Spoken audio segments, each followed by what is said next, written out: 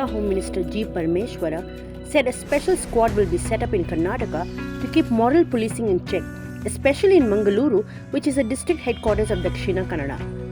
The main objective of making a special squad is to maintain communal harmony. As per G. Parameshwara, new Congress government in the state wants an atmosphere of communal harmony so that the people of Karnataka could live in peace.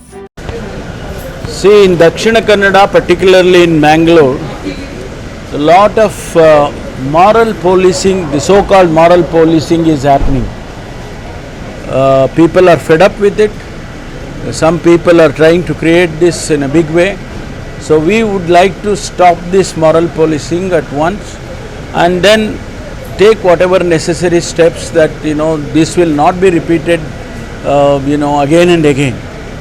We would like to create an atmosphere, a communal harmony atmosphere, so that people live in peace.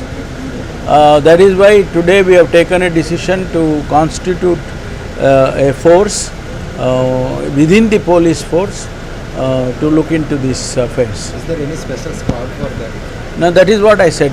There will be a special squad to look into these affairs, and they will handle this case. They will focus this moral policing.